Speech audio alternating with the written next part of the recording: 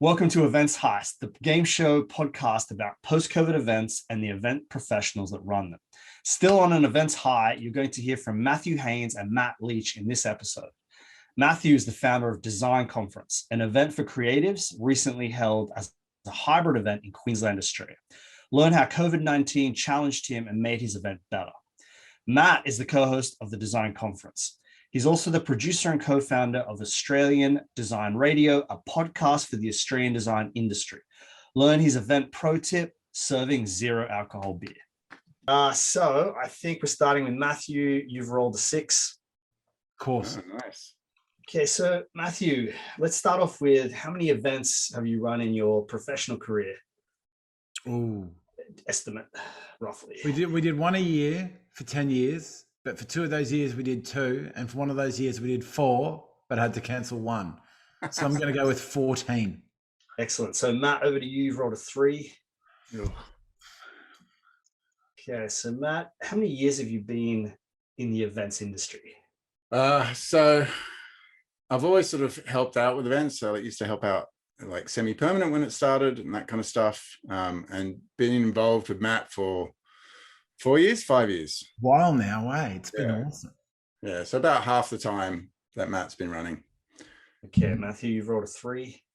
Ooh, big numbers. Oh no, that's a ladder. Fantastic. All right. You'll be able to eat. So tell us about the largest event that you've been involved in. So in 2015, we entered the Brisbane Powerhouse, which is our current venue. And since then, we've migrated from sort of like 550 up to last year was our biggest, 731. Oh, gracias. 731 people, but due to COVID, we were forced to cap at 680, but we have a massive venue. So fortunately, it was still rather packed. But yeah, we're in the 600-700s now. That's awesome. The biggest. But it 500, 600, 700, it all feels the same. You just squish the seats in closer, I suppose. Fantastic. All right, so over to you, Matt. You've rolled a 6, I think. 6. Oh, 6. I lie. Well, we had a bunch of people watching online this year as well. So we were catering to a hybrid audience. So yes. Yeah, we were well over 1,000 this year. That's wonderful. I was going to say, a few numbers there.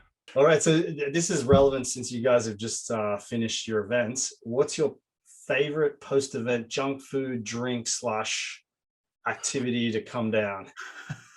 Or to console yourself? Whichever. This is actually quite easy. So I think after the event, after the after party, we are kind of just hanging in the hotel bar and I had a fireball. I don't think I've ever had a fireball before. Aren't they awesome? They're so good. So good. So like I bought like bottles and I'm just getting through my, so I'm drinking my Heaps Normal. So shout out to the sponsor, Heaps Normal. Yeah, 0%. I was actually going to have alcohol. And then I have a fireball to chase it. So it's like no alcohol, lots of alcohol. Full on.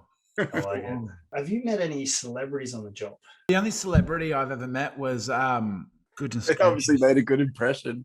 No, she's that really well-known supermodel for Victoria's Secret. How did you get into events? I think I was like, when the first events I got in, I was like a student and I was just like desperate to like get involved or kind of help out anyway.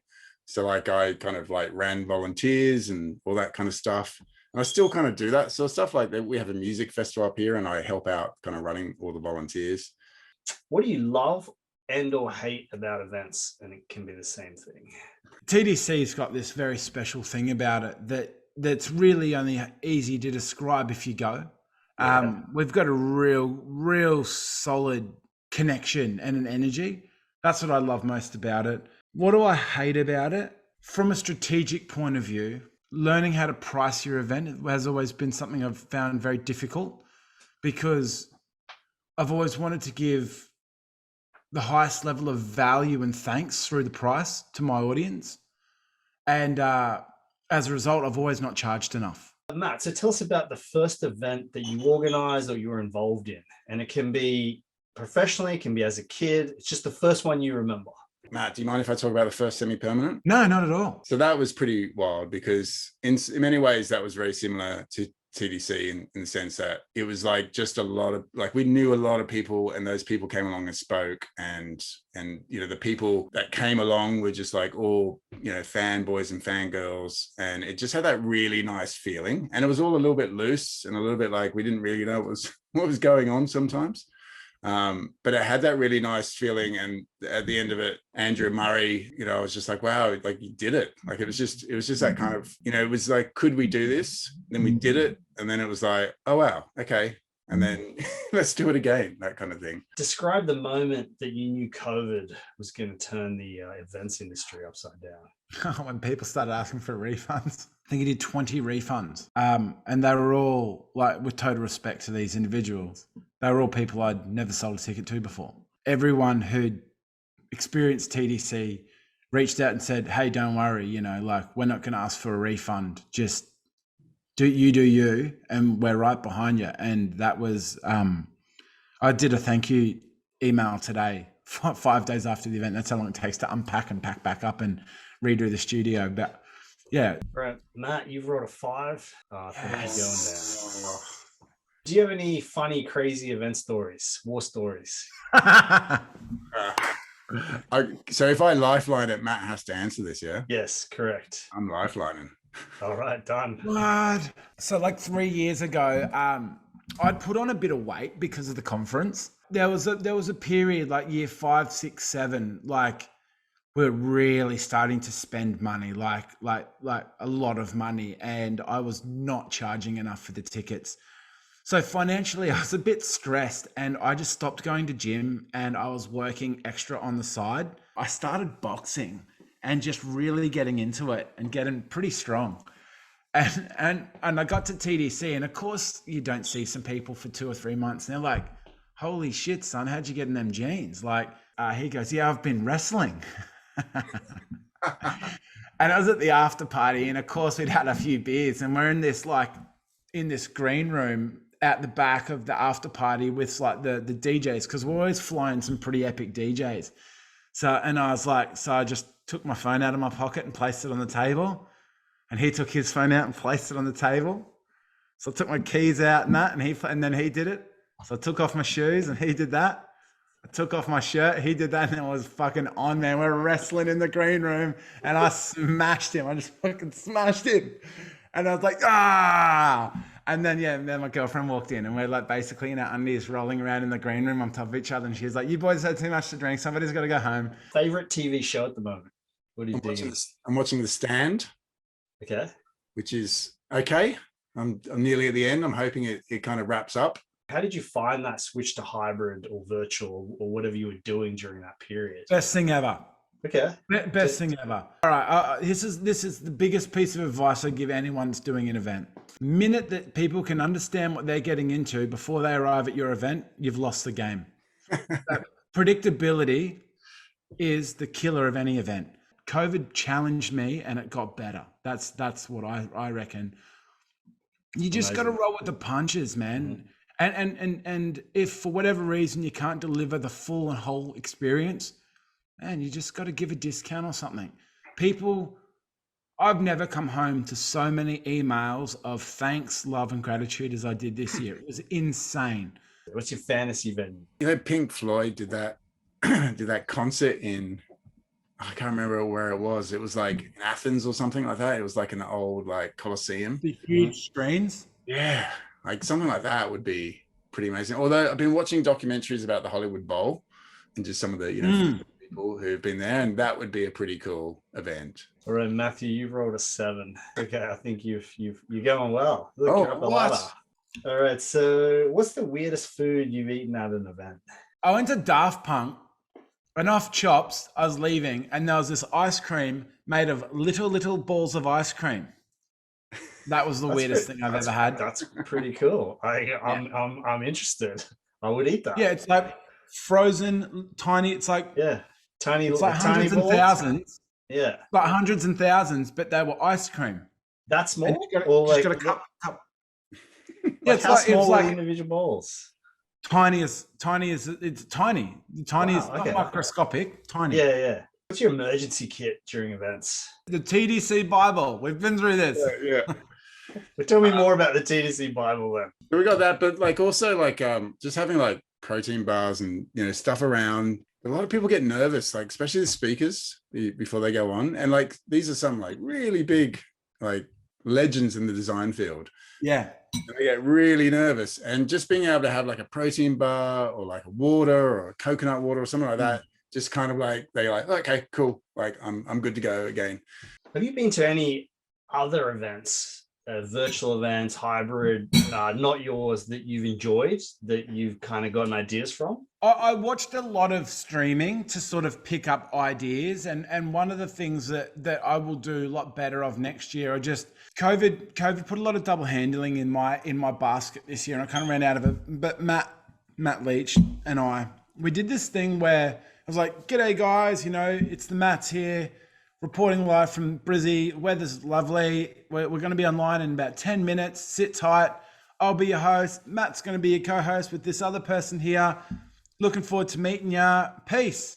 And just tuning in with the audience. And we'll probably do more of I'll probably get a wireless camera and take people through the venue, so like, oh, I'm not there, but I'm there. All right, Matt. So if you could give one piece of advice to events people for planning a great event, what would it be? So Matt mentioned it before, but I think one of the things that made a really big impact here was having the non-alcoholic beer. And like we had people like walking around, like pregnant ladies walking around at like 9:30 in the morning drinking beer, but it's not. And it was just really nice. And like I have run events and been at events where like, maybe they were sponsored by Red Bull or like an energy drink, and people burn out. Like they kind of like chug those things at midday, and then by 3:00 they're just ready for a sleep. And I think there was something about that, you have that. Yeah, you have like the heaps normal, and you feel like you're having a beer and you feel relaxed and everything, but like obviously there's no alcohol in it. So I think that I would suggest everyone has that at least as an option. All right, Matthew, you have rolled a 3. You actually set a record in completing this board. What? Yeah. Flawless, mate. Flawless. I reckon he paid off someone beforehand. Just the luck of the roll. All right. I really thought that you guys were taking the piss, but I got there pretty quick. You did, yeah. Like that's a record. Usually you'd be rolling back down and then back up and then back down. It usually takes a while. Such is life. This guy. Right. Okay, so Matthew, what do you think the future of events looks like? The next 2 to 3 years. The near future? I don't particularly know, but I do know that COVID has encouraged people to take a serious look at what's important to them. And I think if you're going to take a look at what's important to you with regards to your career, you're now taking into consideration things like working from home, the importance of an office. Experiences are the things that people remember. They remember their first. Like think about your best friends and the relationships you've forged over your lifetime. One thing that I feel like they all have in common is an experience that's uncommon. Yeah. And one thing that we want to do at TDC is give everyone a taste of what's available to them should they choose. And that is everything from 5-star hotel to catered dinners to transfers to and from hotels, airports, hotels. And we're looking at going as far as chartered flights for ticket holders from major cities to Brisbane, and being able to have their experience happen at the airport lounge. And so they're sitting at the airport, and across from them is fucking incredible designer. And you just know everyone that's getting on that plane is going to the same place. Yeah, and everyone's on the same page. Yeah. Apprehension, all that bullshit's left at the door. All the egos are left back where you came from, and it's on the plane. And I hate the term goodie bag. I'll find you one day, and I'll put you over my knee. Your goodie bag or whatever you get, because we don't do goodie bags, flyers, pull-up banners, any advertising that's not fucking mental. What's the hidden secret of a good event? Don't think with your wallet. I mean, you can make money, and a lot of money, one year, but good luck getting people to return when TDC is doing what we do. Like we have a really strong customer retention. We see how people come back once at least every 2 years. And ultimately, we're going to go so hard that maybe back-to-back weekends, a little bit like Coachella. Favorite speaker, dead or alive? Tom Waits. I reckon Tom Waits would be amazing because he's got so much knowledge about so many dark and deep things. And getting, like, you could have a Tom Waits festival, like Tom Waits conference, and it would just be him nonstop, just kind of in different personas. I'm not familiar with Tom Waits. Can you tell us a bit about it? He's a musician. He's a singer-songwriter, an actor. He doesn't travel anymore from his home, but in his day, he was a pretty wild and just, I'd be interested to hear his stories, and he can tell really good stories. Probably that. Awesome. Do you think hybrid events are the new normal? People want experiences. Yes. If you're not allowed to leave your home, yeah, sure, I'll stream it. But people want to be there and feel the emotion. Yes. What's the future? The future is technologies that require probably a little bit of like hardware, so you can be fully immersed, like Ready Player One sort of style thing. Yeah. That's my favorite movie. If people ask me, like, what do you think the future of events is? It's like that. That's eventually, that's where we'll get there. And so that's like, it'll be a company, a tech company, but like you can be whoever the fuck you want to be, and that's wonderful. So you can just like, boom, no pretension. I'm going to look however I want. You roll up, full Second Life or whatever it's called. And but yeah, I mean, ultimately people want to learn and grow and all that sort of stuff. So whatever the environment is that's dictated by outside world, we'll be speaking about that and how your life can sort of blossom under those sort of circumstances. But ultimately, that's the future of events. And when it comes to hybrid, if it's as good as you can have, then people will accept it. But if company A is running a hybrid event with like speakers to company B, but company B is offering something that is going to move them, and that's generally through personal experience, people will separate with the money. They will do the second option if they can afford it, and they'll probably just stream the second option if they can't afford it. The first option, the hybrid only option, will be a last resort. I've seen revolts across the internet where people were live and then they tried to substitute, and people just like, we appreciate it, but you're missing the point here. Yeah. We want to get together. What do you think in person is going to look like in Sydney, Queensland, in the regions you work in? We all get vaccinated, and and these events come back on. Like, I think the reason why this year was so successful is because people had just been dying to kind of hang out together, and there was no kind of like tired. They just knew that at any time it could be taken away again and they wouldn't have the chance. So everyone just went harder and kind of like just spent longer with each other. And I think, once COVID finally goes, or at least we get control of it, or at least understand it a little bit more, I think people will really appreciate events for what they are. And it is a chance to really meet people who have similar interests and kind of grow dreams together. And so I think the future of the kind of post-COVID events is going to, I think they're going to be better than ever, just because people will suddenly have something to compare it against and really appreciate it for what it is. What do you think of this new, I don't know if it's new, but there's certainly more emphasis than I've seen lately about the impact of events and travel on the environment? So I have a 3-cylinder car, and it's 1 liter car. I've always wanted a fast car. I've tried to make decisions that are responsible. I think about all this travel and whatnot. Yeah. For example, I have a side company that hasn't been launched yet. It's called Forest Reserve. People talk about carbon neutral. This company is going to be carbon positive. It actually does more for the environment than it takes away. My dad always used to say, if you give more than you take, there's plenty left over. If you've got to fly, you got to fly. But can we not do that on like carbon neutral fuels? I've got a question for Matt. Not that this is a GF or anything. Matty, what's your favorite memory of TDC? And it can't involve me.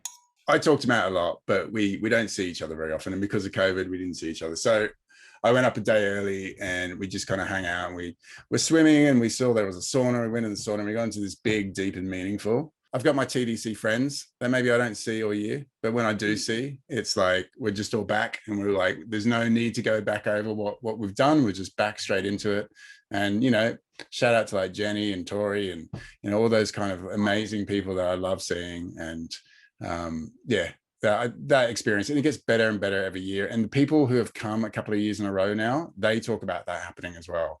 And, and that's why they keep coming back, because it's just, you have your TDC friends and you're so excited to see them. I think that's actually my goal. Like, one thing I'll just end on this is we have this wonderful thing called Note to Self at TDC, where you write a letter to your future self saying, you know, like, hey, I want you to do better at this, or hey, I'm really proud of you doing that, and blah, blah, blah. And you hand it in, and then we give it to you a year later, but we don't read it. It's all like cool. Sealed and shit. Yeah.